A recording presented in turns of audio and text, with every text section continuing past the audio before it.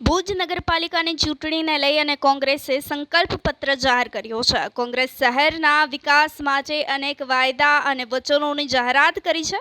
સંકલ્પ પત્રમાં શહેરના મૂળભૂત પ્રશ્નોને પ્રાથમિકતા આપવામાં આવી હોવાનું સામે આવ્યું છે। ગટર અને પાણીની સમસ્યાનો કાયમી ઉકેલ લાવવા માટે ખાતરી આપવામાં આવી છે। તો સિટી બસ સેવા શરૂ કરી અને મહિલા અને સિનિયર સિટીઝન માટે રાહત દરે મુસાફરીની સુવિધા ઉપલબ્ધ કરવામાં આવશે। તો હમીરસર તળાવને સ્વચ્છ અને સુંદર બનાવવા માટે ખાસ યોજના અમલમાં મૂકવામાં આવશે તેવું પણ કહેવામાં આવ્યું છે। જીમ અને આધુનિક સ્પોર્ટ્સ સંકુલ બનાવવાની પણ જાહેરાત કરવામાં આવી છે। ભૂકંપગ્રસ્તોને આપવામાં આવેલા નવી શરતના પ્લોટો પ્રીમિયમ વિના જૂની શરતમાં ફેરવાશે તેવું પણ છે તે આ સંકલ્પ પત્રમાં કહેવામાં આવ્યું છે। જી કિશોરબેન, ખાસ કરીને વાત કરવામાં આવે આજે જે પત્રકાર પરિષદ રાખવામાં આવી હતી અને સંકલ્પ પત્ર જાહેર કરવામાં આવ્યું।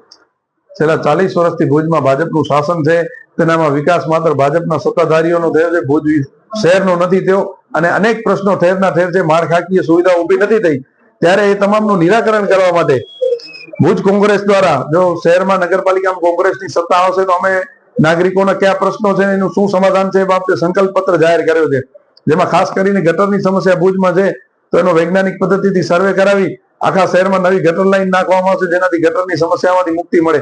પાણી ચોરી અટકાવી, હોટલો ઉદ્યોગોમાં જે પાણી ચોરી થાય છે એ અટકાવી પ્રજાને નિયમિત પાણી વિતરણ મળે એની વ્યવસ્થા કરવામાં આવશે। સિટી બસની સુવિધા શરૂ કરી મહિલાઓ તથા સિનિયર સિટીઝનને રાહત દરે મુસાફરી કરવામાં આવશે। એડવાન્સ ટેક્સ તમે જો ભરો છો તો એનામાં 25% રાહત આપવામાં આવશે અને જે ચડત ટેક્સ છે એના ઉપર વ્યાજ માફી કરવામાં આવશે। શહેરમાં જે રસ્તાઓ ઘણા વર્ષોથી બન્યા નથી કે જે ખરાબ હાલતમાં છે એનું નિર્માણ કરવામાં આવશે અને કે જે અસમાનતા છે એ દૂર કરવામાં આવશે કે જે અમુક વિસ્તારોમાં વારંવાર રસ્તા બને છે, ક્યારે નથી બનતા એ નહીં, પરંતુ તમામ વિસ્તારનો એક સરખો વિકાસ થાય એ બાબતે તકેદારી રાખવામાં આવશે। નગરપાલિકાના જે પ્રશ્નો છે એના માટે એક એપ બનાવી અને એપના માધ્યમથી આપ ઘર બેઠા તમારા દરેક ફરિયાદ છે, સૂચન છે કે ટેક્સ ભરવા જેવા કામો છે એના એપના માધ્યમથી જ થઈ જશે, જેનાથી નગરજનોને નગરપાલિકાના ધક્કા ખાવામાંથી રાહત મળશે। શહેરમાં તમામ સાર્વજનિક પ્લોટોને ડેવલપ કરવામાં આવશે। નગરપાલિકામાં અત્યારે જે કર્મચારીઓ છે તેઓ કોઈ કુશળ કે લાયકાત ધરાવતા નથી, એમને બદલે કોઈ એજન્સીને કામ સોંપી એમના દ્વારા ઉચ્ચ લાયકાત ધરાવતા અને કુશળ લોકોની ભરતી કરવામાં આવશે, જેનાથી નગરનો વહીવટ સુચારુ ઢબે ચાલે અને ભ્રષ્ટાચારમાં ઘટાડો થઈ શકે। રખડતા ઢોર અને કૂતરાની સમસ્યામાંથી મુક્તિ અપાવવા માટે શહેરની ભાગોળે પશુ ઘર બનાવી અને ત્યાં તેમને શિફ્ટ કરવામાં આવશે, જેનાથી શહેરમાં આપણે જે રખડતા ઢોર અને કૂતરાનો પ્રશ્ન છે એનામાંથી રાહત મળશે। શહેરના વિવિધ વિસ્તારોમાં નગરપાલિકાના સત્તાધીશો દ્વારા રોજ પગપાળા નિરીક્ષણ કરી અને ત્યાં જ ઉભા થતા પ્રશ્નોનું ત્યાં જ નિરાકરણ કરવામાં આવશે। ફૂટપાથો પરથી દબાણ દૂર કરી ફેરિયાઓને હોકસ ઝોન બનાવી આપવામાં આવશે। હમીરસર તળાવને ગટરના પાણીમાંથી મુક્તિ અપાવી સ્વચ્છ કરવામાં આવશે। જીમ તથા સ્પોર્ટ્સ સંકુલનું નિર્માણ કરી ત્યાં યુવાનો માટે રાહત દરે સુવિધા ઊભી કરવામાં આવશે। વરસાદી પાણીના વહેણ ઉપર જે દબાણો છે તે દૂર કરી અને વરસાદી પાણી ભરાવાની જે સમસ્યા છે એમાંથી શહેરીજનોને મુક્તિ અપાવવામાં આવશે।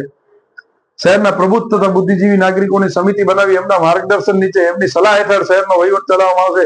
એમના સુપરવિઝન હેઠળ શહેરનો વહીવટ ચાલશે, જેનાથી શહેરીજનોની સુખાકારીમાં વધારો થઈ શકે।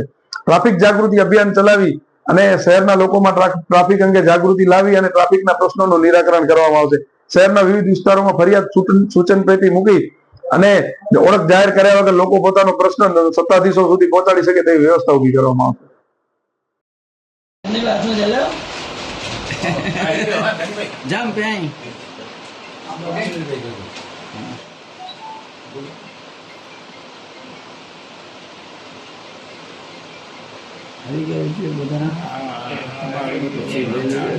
નીચે પાછળ જાય તો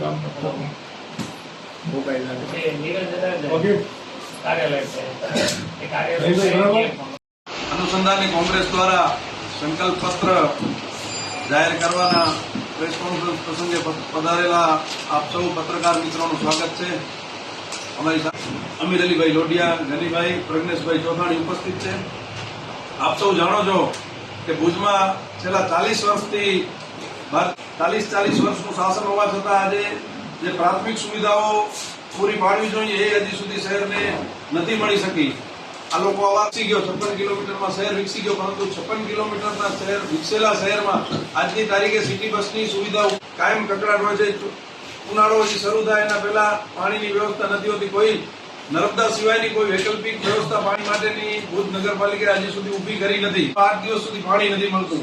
ઉપરાંત પાણી ખરેખર GWIL અને લોકલ સોર્સથી એટલું મળે છે